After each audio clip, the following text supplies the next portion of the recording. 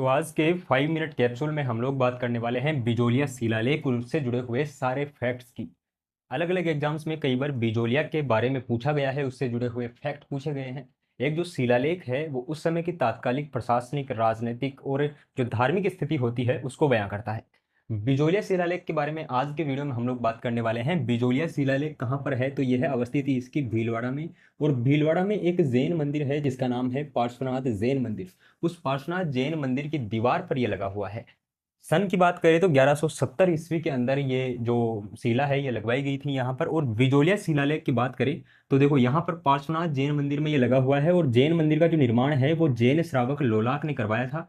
जब जैन श्रावक लोलाक ने इस पूरे जैन मंदिर का, पार्श्वनाथ जैन मंदिर को बनवाया, तो बनवाने का अगली पीढ़ियों को इस चीज़ का कैसे पता चले, तो इसकी दीवार पर एक बड़ी शिला लगवाई गई जिसमें यह लिखवाया गया कि इस मंदिर का निर्माण जैन श्रावक लोलाक ने करवाया है।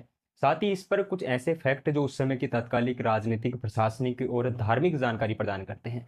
क्वेश्चन कहाँ से पूछे जाते हैं, मेनली उस वक्त की प्रशासनिक व्यवस्था जो कि इसमें दर्शाई गई है उससे क्वेश्चन आने की संभावनाएं हैं। सबसे पहले इसके लेखक की बात कर लेते हैं। इसके रचयिता का नाम है गुणभद्र और इसके लेखक हैं कालीराम कायस्थ। रचयिता और लेखक दोनों अलग अलग होते हैं, ठीक है। तो लेखक हैं कालीराम कायस्थ और इसके अलावा इसके रचयिता हैं गुणभद्र।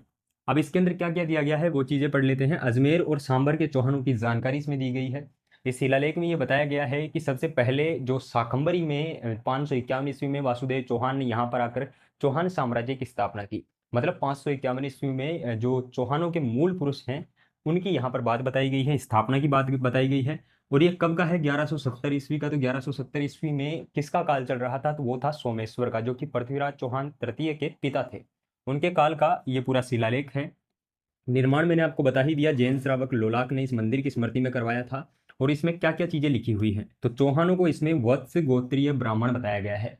कई बार चौहानों की उत्पत्ति से संबंधित मत जब हम पढ़ते हैं, सकोर्सिथियन इसको किसने बताया है, कर्नल जेम्स टोड ने क्या बताया है, डॉक्टर डी आर भंडारकर ने क्या बताया है, तमाम अलग अलग इतिहासकारों ने अलग अलग तरीके से व्याख्या की है।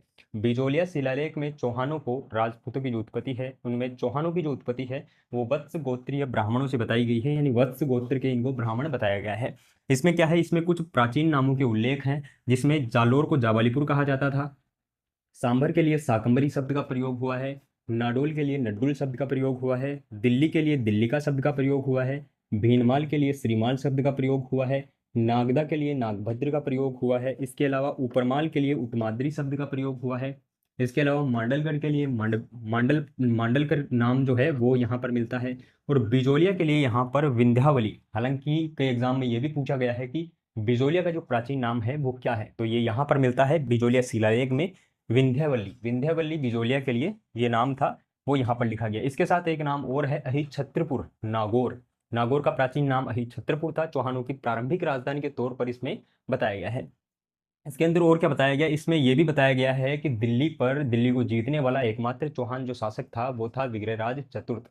इसके अलावा दिल्ली पर चौहानों के अधिकार की जो बात है वो यही बिजोलिया शिलालेख करता है। बिजोलिया शिलालेख के प्रशासन की बात करें, जहां से क्वेश्चन मेनली आने की जो संभावनाएं हैं, ये सारे जो सवाल हैं ये यहाँ पर पहले एग्जाम में पुटअप हो चुके हैं।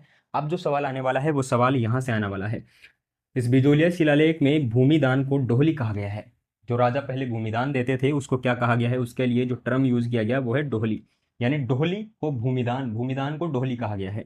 इसके अलावा इसमें जो जो प्रशासन है उसको बताया गया है कि सबसे छोटा गांव होता था, ग्राम होता था। गांव से जो बड़ा है, मतलब बड़े जो गांव हैं, कई गांवों को मिलाकर जो बनाया जाता था उसको प्रतिगण कहा जाता था। और इन दोनों का जो अधिकारी होता था, जो प्रशासनिक अधिकारी होता था, जो इन दोनों को मैनेज करता था, मतलब गांव और प्रतिगण को सामूहिक तरीके से कौन मैनेज करने का काम करता था, उन अधिकारियों के जो नाम है इसमें महत्तम और परिग्रही मिलते हैं। महत्तम और परिग्रही ये जो दो अधिकारियों के नाम मिलते हैं। साथ ही इसमें जो प्रशासन है वो गांव, और गांव से बड़ा क्या हो गया, प्रतिगण। अब प्रतिगण से बड़े के बारे में इसमें नहीं बताया गया है, हालांकि आप लोग चौहानों के साम्राज्य को देख सकते हैं। उस वक्त की भी जब हम प्रशासनिक जो व्यवस्था है उसको पढ़ते हैं तो गांव, फिर उसके बाद प्रतिगण, उसके बाद जो खंड स्तर पर जो भी उस वक्त आते थे, और उसके बाद जो स्टेट आता था, पूरा जो राज्य आता था, उसकी बात हो जाती है। तो ये सारी चीज़ें यहाँ पर बिजोलिया शिलालेख के अंदर है। 5 मिनट फैक्ट्स के वीडियो में इन सारी जानकारियों को जानकर आपको कैसा लगा, ऐसे ही अमेजिंग वीडियोस के लिए आप हमारे YouTube channel let's crack RAS को सब्सक्राइब ज़रूर कर लेना।